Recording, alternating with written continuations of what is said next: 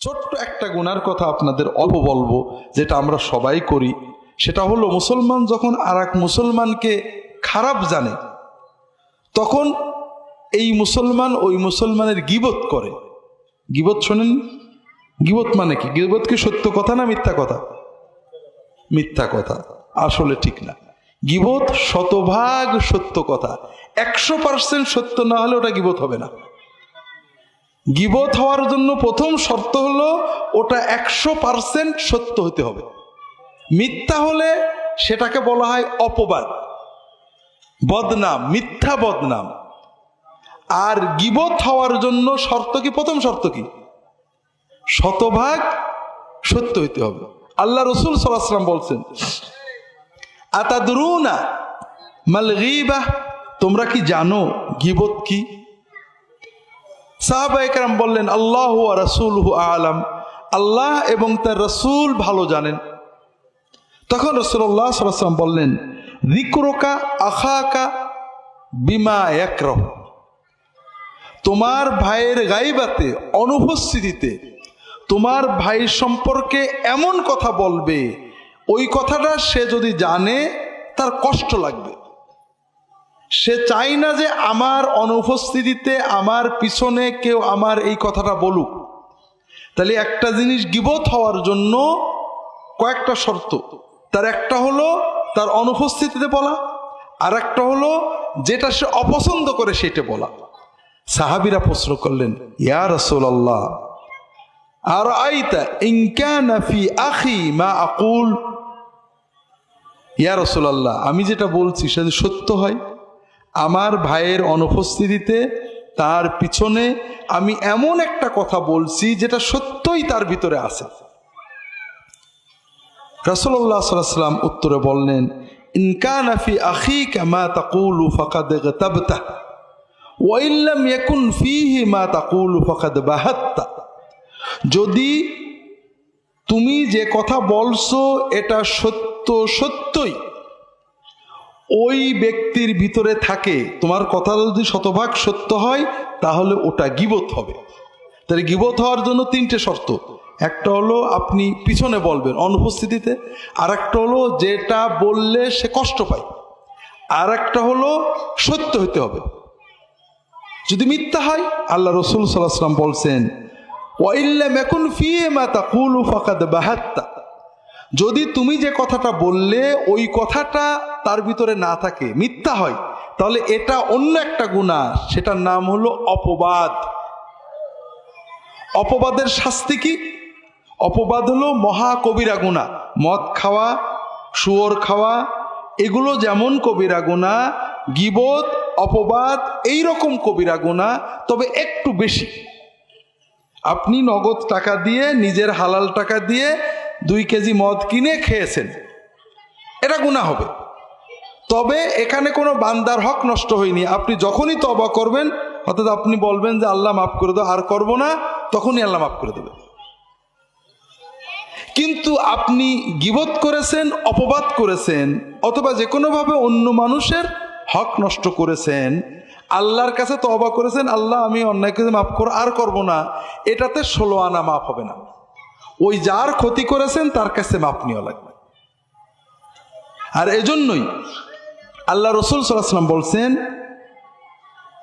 মান ক্বালা ফি মুমিনিন মা লাইসা ফীহি আসকানাহুল্লাহু রাদগাতাল খাবালি হাত্তা ইয়াতিয়া বিমাখরাজিম মিনহু, যদি কোনো মানুষ অন্য কোনো মুমিন ভাইয়ের ব্যাপারে এমন কথা বলে যেটা সত্য না, এরকম কথা কিন্তু আমরা সারা দিনই বলি, অমুক লোকটা এই দোষ আছে।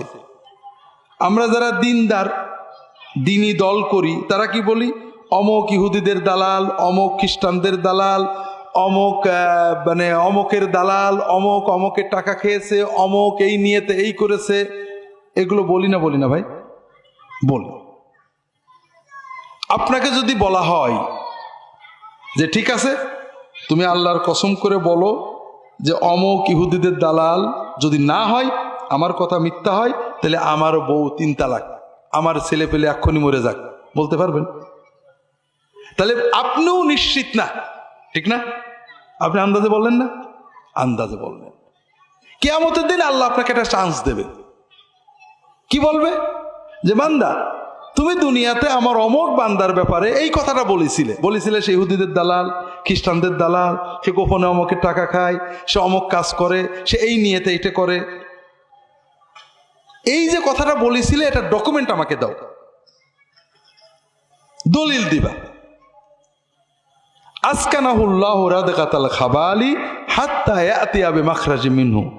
যতক্ষণ তুমি দলিল না দিতে পারবে ততক্ষণ আল্লাহ তাআলা ওই বান্দাকে, ওই যে ব্যক্তি অপবাদ করেছিল, মুমিনের নামে মিথ্যাচার করেছিল, আন্দাজে অপবাদ দিয়েছিল, ভিত্তিহীন অপবাদ দিয়েছিল, ওই লোকটাকে জাহান্নামীদের রক্ত, পুজ, পেশাব, পায়খানা যেখানে থাকে ওর ভিতরে তার অবস্থান দিয়ে বলবেন, তুমি যতদিন ডকুমেন্ট না দিতে পারো এখানে থাকো। নাউজুবিল্লাহ বলেন না। এইরকম গুনাহ আমরা করি না, কোনো লাভ আছে ভাই? 2 টাকা লাভ আছে বলেন তো? 2 টাকাও লাভ না ভাই। একটা ভেজাল দিয়ে, ওজনে কম দিয়ে 10 টাকা লাভ করেছেন, দোজকে 10 দিন পড়লেও তো মনের সান্ত্বনা হবে, বাড়িতে বিরিয়ানি খাইছিলাম। এই মিথ্যা অপবাদ দিয়ে কি পাচ্ছি আমরা? এক দল আর এক দলের বিরুদ্ধে, এক মুমিন আর এক মুমিনের বিরুদ্ধে। ভাইরা, আল্লাহর হস্তে বলি, যে কথা আপনি ডকুমেন্ট দিয়ে প্রমাণ করতে পারবেন না সেই কথা বলবেন না। আপনি আমার কথার সমালোচনা করেন যে আব্দুল্লাহ জাহাঙ্গীর এই কথা বলেছে, এটা ঠিক না, কোনো সমস্যা নেই, কারণ আপনি জানেন ডকুমেন্ট আছে আমি বলেছি।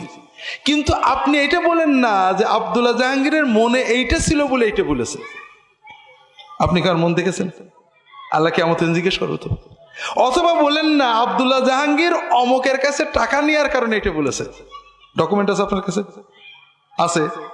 বলবেন না। কোনো না, আমি বলে না, দুনিয়ার কারোর ব্যাপারে আপনি, বিষয় হচ্ছে কি ভাইরা, একদিন আমাদের একা আল্লাহর সামনে দাঁড়াতে হবে, ঠিক না?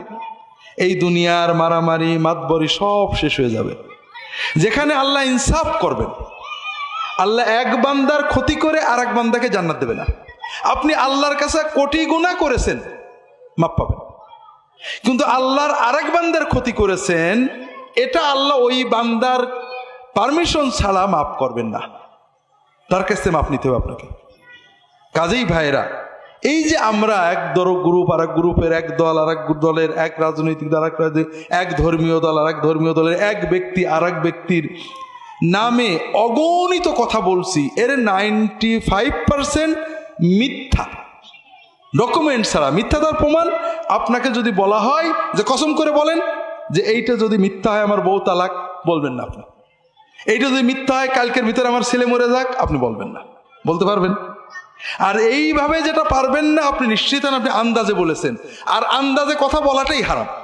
আল্লাহ কোরআনে নিজে এটা বলে দিয়েছেন, ইয়া আইয়ুহাল্লাযীনা আমানু ইজতানিবু কাসীরাম মিনায-যন্ন, হে মানুষেরা তোমরা অধিকাংশ সন্দেহ বাতিল করো, বর্জন করো। ফাইন্না বা'দায-যন্নি ইসমু, ধারণা, সন্দেহ এটা পাপ। আল্লাহ রাসূল সাল্লাল্লাহু আলাইহি ওয়াসাল্লাম বলে, ইয়াকুমুয-যন্ন ফাইন্নায-যন্না আকযাবুল হাদিস, সন্দেহ, ধারণা, মনের আন্দাজে কিছু বলো না, এটা সবচেয়ে মিথ্যা কথা। দ্বিতীয়, আমরা এক মুমিন আর এক মুমিনের বিরুদ্ধে যেটা বলি এটার 5% সত্য কথা, আর সত্য হলে সেটাকে কি বলা হলো? গীবত। গীবত হওয়ার জন্য রাসূলুল্লাহ সাল্লাল্লাহু আলাইহি ওয়াসাল্লাম 3টে শর্ত দিলেন, মনে আছে তো? কয়টা শর্ত? 1 নম্বর সত্য হইতে হবে, 2 নম্বর তার পিছনে হইতে হবে, 3 নম্বর যে কথা বললে সে কষ্ট পায় এরকম কথা হইতে হবে। আমরা অনেক সময় মনে করি ওর আমরা সামনেও বলতে পারি, বলেন না? বলেন না। সামনে যেটা বলতে পারেন সেইটা পিছনে বলাই হলো মহাকবিরা গুনাহ, গীবত। আল্লাহ কোরআনে এই আয়াতে বলছেন, ইয়া আইয়ুহাল্লাযীনা আমানু ইজতানিবু কাসীরাম মিনায-যন্নি ইন্না বা'দায-যন্নি ইসম ওয়ালা তাজাসসু ওয়ালা ইয়াগতাব বা'দুকুম বা'দা। তোমরা একে অপরের দোষ খুঁজে বেড়ায়ো না, আর দোষ খোঁজা ছাড়াও যদি কোনো গোপন দোষ জানো, কেউ কারোর পিছনে গীবত করো না। আইয়ুহিব্বু আহাদুকুম আইয়াকুলা লাহমা আখিহি মাইতাম ফাকারিহতুমু, তোমরা কি চাও তোমার মরা ভাইয়ের গোশতটা খাও? চান নাকি? ভাই মরা গেছে, 1-1.5 মণ গোশত আছে, কবরে দিলে তো পোকাই খাবে, লস হবে, কাজে ফ্রিজে রেখে দিই, কেটে কেটে রান্না করে খাবো, এরকম চিন্তা মনে আসে নাকি? যদি মনে কেউ বলে তাহলে কি ঘৃণা আসে না লোভ আসে? ঠিক গীবতের পরে এরকম ঘৃণা আসলে তখন বুঝবেন যে আপনি মুমিন হয়েছেন, ওলি হয়েছেন, যার জবান আল্লাহর হুকুমে চলে। দু একটা হাদিস বলি ভাইয়েরা, আল্লাহ রাসূল সাল্লাল্লাহু আলাইহি ওয়াসাল্লাম গীবতকে কত ভয়ঙ্কর ভাবে নিন্দা করেছেন। হযরত রাসূলুল্লাহ সাল্লাল্লাহু আলাইহি ওয়াসাল্লাম বসে আছেন, রাসূলুল্লাহ সাল্লাল্লাহু আলাইহি ওয়াসাল্লামের পাশে তার স্ত্রী আয়েশা রাদিয়াল্লাহু তাআলা আনহা বসে আছেন। আয়েশা রাদিয়াল্লাহু তাআলা আনহা বসে কথা বলছেন। সফিয়া নামে রাসূলুল্লাহ সাল্লাল্লাহু আলাইহি ওয়াসাল্লাম আরেক বিবি আসছেন, তিনি বসে কিছু কথা বলে চলে গিয়েছে। সতীনের পারে সতীনের একটু রাগ থাকতেই পারে, কেউ চায় না যে আমার স্বামী আমার চেয়ে অন্য কেউ ভালোবাসুক, ন্যাচারাল। ন্যাচারাল স্বাভাবিকভাবে আয়েশা বলছেন রাদিয়াল্লাহু তাআলা আনহা, ইয়া রাসূলুল্লাহ হাসবুকা মিন সফিয়া কাযা ওয়া কাযা। ইয়া রাসূলুল্লাহ, আপনার বিবি সফিয়া কত আর ভালো, তার তো এই এই দোষ আছে। সত্য দোষের কথা বললেন। আয়েশা রাদিয়াল্লাহু তাআলা আনহার এই কথা শুনে রাসূলুল্লাহ সাল্লাল্লাহু আলাইহি ওয়াসাল্লাম বললেন, ইয়া আয়েশা লাকাদ কুলতি কালিমাতান লাউ মুজিজাত বিমাইল বাহরি লামাজাজাতহু। আয়েশা, তুমি এই যে একটা সত্য কথা বললে, সফিয়ার একটা সত্য দোষের কথা তুমি তার পিছনে বললে, এই কথাটার ভিতরে এত গুনাহ, এত পাপ, এত নোংরা, এত দুর্গন্ধ আছে যে এই কথাটাকে যদি সমুদ্রের পানিতে ফেলে দেওয়া হয় পুরো পানি নাপাক হয়ে যাবে। তো ভাইরা বলেন তো, এইরকম কথাকে আমরা দিনের ভিতর দু একটা বলি না? বলি না? দুটো তিনটে তো হবে। হ্যাঁ, দুজন মহিলা, পাঁচজন মহিলা এক জায়গা হলে অমুক মহিলা না এইরকম দুল পরে, আরে আর কোনো জায়গায় দেখিনি, অমুকের বাড়িতে গেছিলাম এই নাস্তা দিয়েছে, কোনোদিন যেন খাইনি, এই শাড়ি পরেছে, এগুলো আছে না নেই ভাই? লাভ হচ্ছে না লস হচ্ছে? ভাইরা, সবচেয়ে কঠিন জিনিস বোঝেন, এই যে আমরা এই কথাগুলো বলছি, এটার সবচেয়ে কঠিন বিষয়টা কি? যে কিয়ামতের কঠিন দিনে আমরা আল্লাহর কাছে বেশি নিয়ে যেতে পারবো না। কিছু নামাজ পড়ছি, কিছু রোজা রাখছি, কিছু জিকির করছি, কিছু কোরআন তেলাওয়াত করছি, এগুলো নিয়ে যাব। কিন্তু সেই দিনে আমি যার গীবত করেছি, যে মহিলাকে আমি পছন্দ করতাম না, যার শাড়ি পরার সমালোচনা করেছি, চুল আসানোর সমালোচনা করেছি, তার বাচ্চা কাচ্চা লালন পালনের সমালোচনা করেছি, অথবা আন্দাজে মিথ্যা বলেছি, ওর সাথে নাকি ওর লাইন আছে রে, ওর নাকি এই করে রে, এইগুলো বলছি, কিয়ামতের দিন আমার নামাজ, আমার রোজা, আমার হজ, আমার জিকির, আমার কোরআন তেলাওয়াত, আমার তাহাজ্জুদ, আমার নফল রোজা, আমার শবে বরাত, আমার শবে কদর, সব সওয়াবগুলো ওই মেয়েটা কেড়ে নিয়ে চলে যাবে, আমাকে দোজখে যেতে হবে। কথা বুঝতে পারছেন না? মান কানা ইনদাহু মাযলামাতুল লিআখিহি মিন ইরদিহি আও মালিহি ফালইয়াতাহাল্লাল মিনহুল ইয়াওম ক্বাবলা আল্লা ইয়াকুনা দিনারুন ওয়ালা দিরহাম ফাইন কানা লাহু হাসানাতুন উখিযা মিনহু বিকদরি মাযলামাতিহি ফাইন লাম ইয়াকুন লাহু হাসানাত উখিযা মিন সাইয়্যাতি আসহাবি ফাতুরিয়া আলাইহি ফাউলকিয়া ফিন নার আও কামা ক্বালা রাসূলুল্লাহ সাল্লাল্লাহু আলাইহি ওয়াসাল্লাম। দুনিয়াতে যদি কেউ কারোর গীবত করে থাকো, সম্মান নষ্ট করে থাকো, টাকা পয়সার কোনো পাওনা দাওনা থাকে, আজকে মাপ চেয়ে নাও। আল্লাহ রাসূল সাল্লাল্লাহু আলাইহি ওয়াসাল্লাম বলছেন, কিয়ামতের দিন টাকা পয়সা থাকবে না। সেদিন যদি তোমার নেকি থাকে, সওয়াব থাকে, হজ করেছো, উমরা করেছো, সব নেকি আছে তোমার, কিন্তু তুমি কারোর গীবত করেছো, কারোর ক্ষতি করেছো, কারো টাকা পয়সা মেরে দিয়েছো, তোমার সওয়াব থেকে তারা কেটে কেটে তোমার জুলুম পরিমাণে তারা নিয়ে যাবে। আল্লাহ বেইনসাফি করবেন না। যার একবার তুমি গীবত করেছো, তার হয়তো তোমার একটা নামাজের সওয়াব দেওয়া হবে, যার 10টা গীবত করেছো 10টা নামাজের সওয়াব দেওয়া হবে। এইভাবে পরিমাণ মতো প্রত্যেকেই তোমার কাছ থেকে সওয়াবগুলো কেড়ে নিয়ে যাবে। সওয়াব যদি না থাকে, সওয়াব শেষ হয়ে যায়, ওদের পরিমাণ মতো গুনাহ তোমার উপরে দেওয়া হবে। তুমি এত ইবাদত করো, শেষ পর্যন্ত জাহান্নামে যাবে, আর তোমার ইবাদতের সওয়াব নিয়ে ওরা জান্নাতে চলে যাবে। কথা বুঝতে পারেন ভাই? এই যে দুর্ভাগ্য, এটা আমাদের কারণ না হোক ভাইয়েরা, সবাই সচেতন হই, আমরা ভালো কথা বলবো, নিজেদের পরস্পরের গুনার কথা আলোচনা করব, পরের দোষ আলোচনা না করি। অন্য হাদিসে আল্লাহ রসুল সাল্লাল্লাহু আলাইহি ওয়াসাল্লাম সফরে গিয়েছেন, সফরে দুজন সাহাবী আবু বকর ওমর রাদিয়াল্লাহু তাআলা আনহুমা একজন আরেকজন সাহাবীকে খাদেম হিসেবে বেতন দিয়ে নিয়েছেন যে আপনি আমাদের একটু খেদমত করবেন। একদিন ফজরের পরে একজন আরেকজনকে বলছেন, সকালে তো নাস্তা করা দরকার, আমাদের খাদেম ভাই কই? তো আরেকজন বলছে যে আমাদের খাদেম ভাই তো বাড়ির ঘুমাচ্ছে, তার মানে ফজর পড়ে ঘুমাই পড়েছে। দ্বিতীয় দিনে তিনি শুনলেন, কথা বললেন না। কিছুক্ষণ পরে উনি উঠেছেন, ওই খাদেম উঠলে পরে তারা বলছে যে তুমি যাও রাসূলুল্লাহ সাল্লামকে বলো যে নাস্তার কি হবে, সালাম দিয়ে জিজ্ঞেস করো। তো গেছে, সালাম দিয়ে বলছে, ইয়া রাসূলুল্লাহ অমুক অমুক আমাকে পাঠিয়েছেন, নাস্তার কি হবে? তখন রাসূলুল্লাহ সাল্লাল্লাহু আলাইহি ওয়াসাল্লাম ওকে বললেন যে কেন নাস্তা হবে কেন? ওদেরকে সালাম দিয়ে বলো, ওরা তো সকালে নাস্তা করেছে, আবার নাস্তার দরকার কি? উনি তো বোঝান না কিছু, উনি আসছেন, রাসূলুল্লাহ সালাম দিয়ে বললেন যে আপনারা নাকি সকালে নাস্তা করেছেন। ওনারা বুঝেছেন নিশ্চয় গড়বড় হয়েছে, হাও মাও করে ছুটে চলে গেছেন, ইয়া রাসূলুল্লাহ আমরা নাকি নাস্তা করেছি।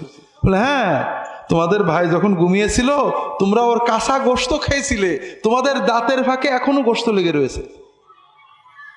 ইয়া রাসূলুল্লাহ আমাদের জন্য আল্লাহর কাছে মাপ চান। না, আমি মাপ চাইলে হবে না, ওর কাছে মাপ চাও, ও মাপ করলে হবে। আল্লাহু আকবার। এরকম কথা আমরা মাঝে সাথে বলি না ভাই? কত বলি ভাই, কি দরকার ভাইরা? যে কথাটা তার কাছে বললে, তার কানে গেলে আপনি খুব হিসাব করেন এই কথাটা ওই লোকটা যে শোনে যে আমি বলেছিলাম কষ্ট পাবে কিনা, বলেন না? কোনো দরকার নেই তো আমাদের বলার, এগুলো না বলে আমরা খুব ভালো থাকতে পারি ভাই। কোনো কষ্ট হবে না, ব্যবসায় লস হবে না, টাকা পয়সার কোনো বরকত নষ্ট হবে না, পরিবারের অশান্তি হবে না, শুধু আমরা এই পাপগুলো করি। আর এক ঘটনায় রাসূলুল্লাহ সাল্লাল্লাহু আলাইহি ওয়াসাল্লাম সফরে যাচ্ছেন, সময় দেওয়া আছে, সাহাবীরা আসবে, সবাই একসাথে যাবেন, সবাই আসছে। একজন আরেকজনকে বলছে যে আমাদের অমুক ভাই কই গো? সে আবার উত্তর দিচ্ছে যে আমাদের অমুক ভাই তো সাজতে গুছতেই ফিঙে রাজা, কাপড় চোপড় রেডি হতেই দেরি হয়ে যায়। একটু মস্করা করে বলেছে। রাসূলুল্লাহ সাল্লাল্লাহু আলাইহি ওয়াসাল্লাম শুনেছেন, কিছু বলেননি। পরে যাত্রা শুরু হয়ে গেছে। কিছু দূরে যে মরুভূমির ভিতরে যেয়ে দেখেন যে একটা গাধা, বন্য গাধা মরে লাশটা পা উঁচু করে উল্টে, মরা লাশ, শুকনো পচা লাশ। তখন রাসূলুল্লাহ সাল্লাল্লাহু আলাইহি ওয়াসাল্লাম একটু দাঁড়িয়ে বলছেন অমুক অমুক কই গো? ওই দুইজনকে ডেকেছেন। ওই দুইজন আসছে, ইয়া রাসূলুল্লাহ লাব্বাইক।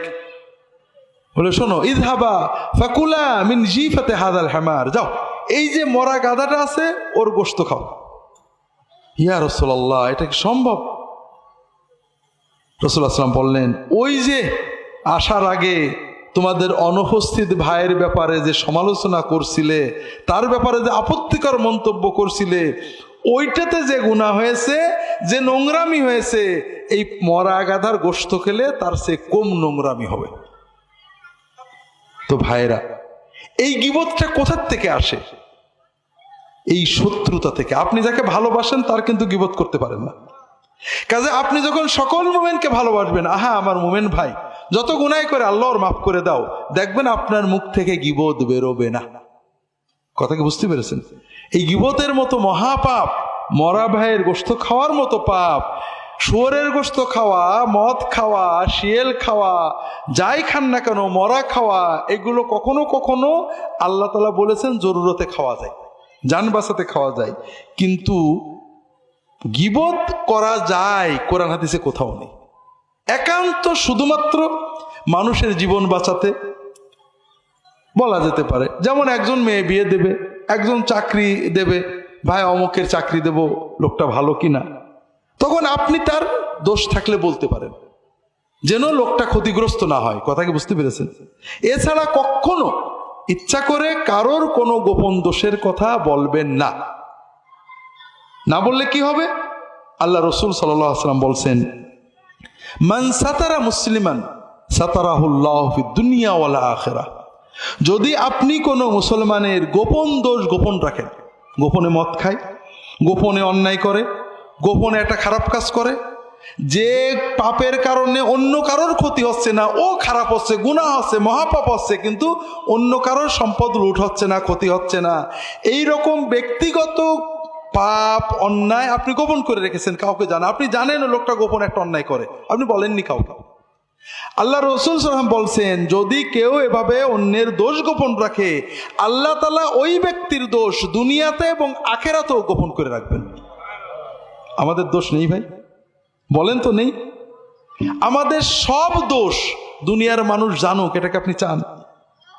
যদি আপনি চান যে আল্লাহ তাআলা যিনি সব দোষ জানেন আমার দোষগুলো গোপন করে রাখুক, তাহলে আপনি আল্লাহর বান্দাদের দোষ গোপন করে রাখবেন। জানলে বলবেন না, কারোর কাছে বলবেন না। হ্যাঁ, যদি এমন কিছু হয় যে দোষটার কারণে কারোর ক্ষতি হয়ে যাবে, শুধু ক্ষতি থেকে বাঁচানোর জন্য যতটুকু বলা দরকার বলতে পারে, অথবা যার কাছে বললে সংশোধন হতে পারে তাকে বলতে পারেন, তবু এইটুকু বলবেন যেটুকু না বললে নয়। যেমন শুয়োরের গোশত প্রয়োজন ছাড়া, জীবন বাঁচানো ছাড়া খাবো না, কারোর দোষের কথা কারোর কাছে বলবো না।